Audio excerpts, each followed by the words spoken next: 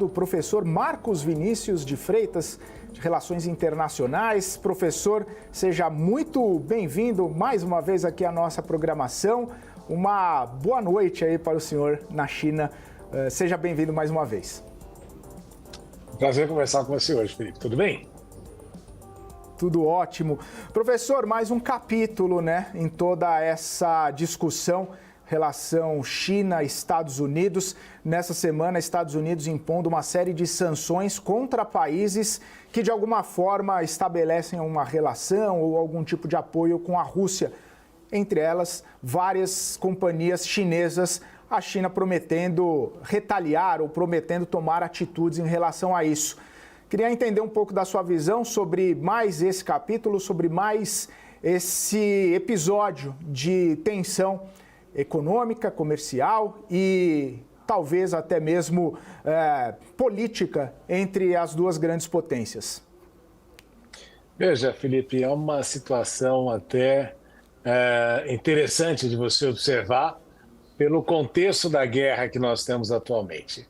Se você pensar que há um ano atrás nós estávamos conversando sobre isso, e aí a gente esperava uma grande contraofensiva da Ucrânia, e depois disso essa contraofensiva nunca veio, e o fato de que quando aconteceu foi muito pequena em relação àquilo que poderia ter acontecido e aquilo que foi prometido efetivamente, e o fato de os Estados Unidos terem atrasado aí o apoio econômico, tudo isso evidencia uma coisa que é muito complicada, porque de fato você começa a observar e entender que este pacote, este novo processo de militarização da Ucrânia representa o fato de que a Ucrânia não está ganhando a guerra e, de fato, você pode ter aí uma humilhação da própria OTAN, que é a organização liderada pelos Estados Unidos nesse processo todo.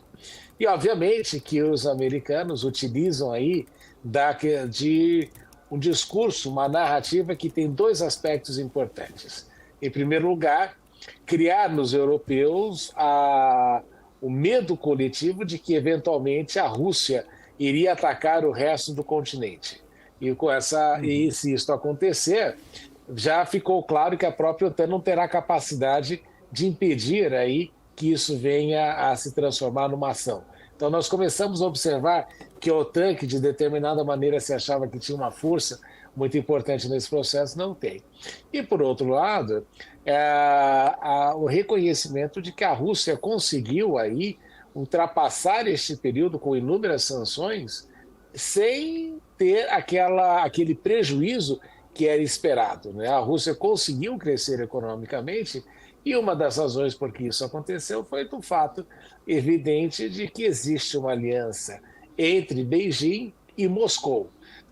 O governo chinês afirma que não tem interesse aí em expandir a guerra, contrariamente àquilo que o próprio governo anunciou, com o fato de que os americanos estão colocando mais armas neste processo e prolongando esta guerra. Então, o governo de Beijing anunciou que não tem interesse nesse processo e, por essa razão, que tem dito que não tem fornecido equipamento militar diretamente. Agora, outros equipamentos têm sido aí parte do comércio bilateral entre China e Rússia. E é por essa razão que o governo norte-americano quis aí ir impondo uma série de sanções. Não é a primeira vez que isso acontece, hein? Já aconteceu anteriormente quando a China estava vendendo alguns equipamentos para o próprio Irã. Então, são medidas que fazem parte deste pacote constante aí de criar duas perspectivas, né, Felipe? Uma, de que a China é um país que faz parte do eixo do mal, e, em segundo lugar, que a China é o país que vai prejudicar os europeus no seu processo aí de, eventualmente, chegar a uma negociação de paz. Então, essa é a narrativa do Antony Blinken, essa é a narrativa que o governo americano tem adotado e que o governo chinês falou. Faz parte, não é, desta tentativa de conter o desenvolvimento econômico, político e tecnológico chinês, e isso deve ser aí correspondido com algumas outras medidas de sanção, mas o fato é de que, paulatinamente, os Estados Unidos vão se transformando aí num parceiro também de menor relevância econômica para a China. Professor, o senhor sinalizou aí, deixou bem claro, né, a falta de efetividade, talvez, de sanções contra grandes economias. Citou a Rússia, agora a China, essas sanções americanas, que talvez não tenham o impacto desejado pelos Estados Unidos. De fato, então, qual seria, né, o objetivo e o fim, né, dessa imposição de sanções? O que poderia acarretar e qual tipo de consequência poderia acarretar a imposição de sanções, se efetivamente elas não têm impactos grandiosos na economia ou até mesmo nas relações com esses países? Veja, Felipe, elas funcionam em países pequenos, né? Mas mesmo Cuba, depois de 60 anos de sanção, conseguiu permanecer e sobreviver nesse processo todo. E não há país na história que esteja mais acostumado às sanções do que a Rússia. Desde 1917, a Rússia enfrenta uma série de sanções no seu processo de desenvolvimento político, social e econômico histórico. Então, o que a gente nota é que essa história de sanção funciona em determinadas situações e em determinados casos. Foi importante, por exemplo, na questão do apartheid na África do Sul. Esta semana, inclusive, nós celebramos aí os 30 anos do fim do apartheid na África do Sul, e foi importante naquele processo. Agora, numa economia grande como a Rússia, em que há inúmeros interesses, até mesmo os países que sancionam não têm interesse, muitas vezes, em implementar estas sanções, porque eles perdem comércio e perdem o relacionamento e sabem, por exemplo, que o comércio perdido poderá ser substituído e jamais recuperado. Então, nós vimos no início do processo da guerra que países anunciaram aí uma quantidade enorme de sanções, muitas delas, Felipe, jamais vieram a ser efetivadas, porque seria ruim para os países. E até hoje você vê, neste processo todo, que a Rússia conseguiu até mesmo crescer economicamente. Porque as sanções têm dois momentos, Felipe, é importante da gente entender. Um é a implementação, não é, que efetivamente depende muito nos países quererem fazer isso. Uma coisa é o discurso político, a outra é a ação. E, em segundo lugar, todos os processos de circunvenção ao redor das medidas, justamente para que as pessoas encontrem aí formas alternativas de continuar a fazer negócios. Então, o que as sanções jamais levam em consideração é o gênio criativo humano de sempre burlar esse tipo de situação e de encontrar alternativas nesse processo todo. Então, por essa razão que elas não funcionam. Agora, é sempre um incômodo para o país ver a sua economia sancionada de alguma maneira. Veja, por exemplo, o governo americano anunciou recentemente que vai voltar a sancionar o petróleo venezuelano. Então, todo mundo que tinha contrato com a Venezuela, que aproveitou deste período de tempo, deste ato de tempo, em que a situação tinha sido mais ou menos melhorada, volta a estaca zero e precisa começar a encontrar formas alternativas de continuar realizando os negócios. Isso, no fim das contas, prejudica não somente o país, mas também prejudica até a própria credibilidade dos Estados Unidos, porque cada vez que utiliza este tipo de imposição, vai perdendo a sua credibilidade, porque os outros países começam a entender que estão sendo afetados pela política que vem sendo adotada.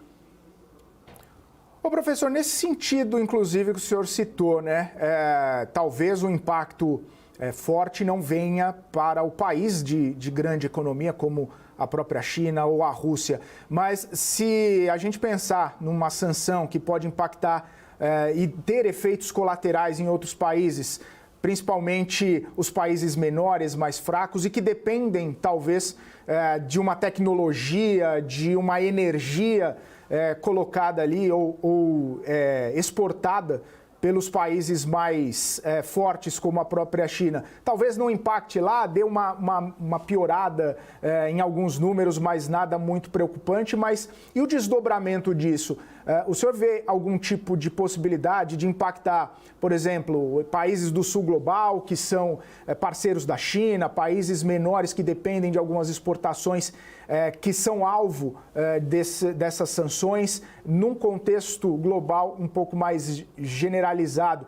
Isso pode ter algum tipo de impacto nos menores e nos aliados, não necessariamente no país grande economicamente falando? Quem sofre mais, né, a sanção, de fato, é o país que compra o produto. Não é? Porque você faz a sanção no outro país, impedindo que aquele país consiga exportar o produto e força a sua população local aí a ter de se adaptar com produtos que vêm de outros lugares ou vêm do próprio país, ou então se buscam aí outras soluções intermediárias para resolver o problema. Agora, os países pequenos são afetados se houver qualquer tipo de obrigação imposta a eles na comercialização com essas empresas. Então, veja só, se o governo norte-americano coloca a empresa X, Y, Z dentro das sanções, por exemplo, o Uruguai, quando vai fazer negociação com essas empresas, pode ser afetado pelas sanções que estão acontecendo nesta situação. Então, o grande problema é que se tenta, através da sanção, criar uma forma de impermeabilizar a ação dessas empresas, a atuação global dessas empresas, e claramente isso prejudica os países e aqueles que têm um relacionamento econômico com esses grupos e essas empresas. Então, este que é o grande desafio sempre. E veja, não é? E aqui é um ponto importante para a gente relembrar, se você olhar hoje em dia para a Europa, os países europeus são os que mais sofrem com as sanções que foram impostas à Rússia, porque você teve ali um incremento no preço de combustíveis, no preço do gás natural, no preço da energia, e a Europa, ao longo desses 3 anos, quase empobreceu, teve uma inflação mais elevada e sofre aí as consequências desta guerra e das sanções impostas. Então, é uma via que prejudica todo mundo neste processo e, infelizmente, o Sul Global olha para isso como mais uma tentativa de imposição de uma agenda que lhes é contrária e que somente lhes prejudica. E, ao fim do dia, até é um ponto importante, positivo para os chineses, que vem alegando que este tipo de atuação não é propícia para o comércio internacional, para as atividades internacionais, enfim, para o desenvolvimento da humanidade e do seu destino compartilhado. Então, os chineses observam isso dizendo para o Sul Global, veja, é mais uma forma de imposição de vontade em razão de uma guerra que não tem razão para ser, uma guerra de procuração, que afeta aí todo mundo nesse processo. Então, a China vai, assim, aos poucos, vendo os Estados Unidos deteriorar a sua imagem, não por atuação chinesa, mas pela própria atuação dos norte-americanos e do governo que está na Casa Branca. Professor, nesse sentido, uma última pergunta. Talvez seja um movimento para forçar uma cisão global ou escolham seus lados países menores? Eu acho, viu, Felipe, que desde o início dessa guerra, o Sul Global já tomou a sua decisão, não é? O Sul Global entende já há muito tempo que esta é uma guerra é uma guerra na Europa, feita por procuração entre Rússia e Estados Unidos contra a China. Então, o Sul Global mais ou menos se posicionou ao longo do processo dizendo que isso é um problema europeu e isso é uma briga de cachorro grande e que ninguém tem interesse de que essa situação continue, mas que são prejudicados como consequência deste tipo de situação belicosa que só prejudica o crescimento econômico global. Veja, nós esperávamos que depois da pandemia nós tivéssemos aí um processo de recuperação econômica num V, não é? Se esperava que fosse em V, depois foi convertido em U e agora é um L, porque ninguém sabe há quanto tempo a recuperação da economia global vai tomar ainda, particularmente causada em razão da Covid, da pandemia da Covid-19, mas principalmente pela guerra da Ucrânia e também aquilo que tem acontecido, a tragédia que tem acontecido em Gaza, que tem prolongado esta crise econômica e que é péssimo para os países europeus, principalmente. Então, o sul global é afetado, não tão diretamente quanto a Europa mas sente aí que esse processo não é um abuso, tanto da questão de narrativa, como na questão de tentar impedir-se que este sul global se desenvolva de uma maneira maior. Então, o que nós vemos, infelizmente, nesse processo todo, Felipe, é a tentativa de se colocar uma pedra em cima daquele que foi o grande valor do início do século XX, que era a questão da globalização, que hoje em dia vem sendo difamada e tem se colocado aí uma série de medidas no sentido de conter este processo de globalização, que foi importante para o mundo inteiro, no sentido de obter produtos mais baratos, acesso a uma quantidade maior de variedades e de diversidade de produtos, mais informação, e que nós vemos aí políticas no sentido de reduzir o máximo possível a questão da globalização, porque os países que achavam que iriam ganhar mais não conseguiram ter o resultado esperado.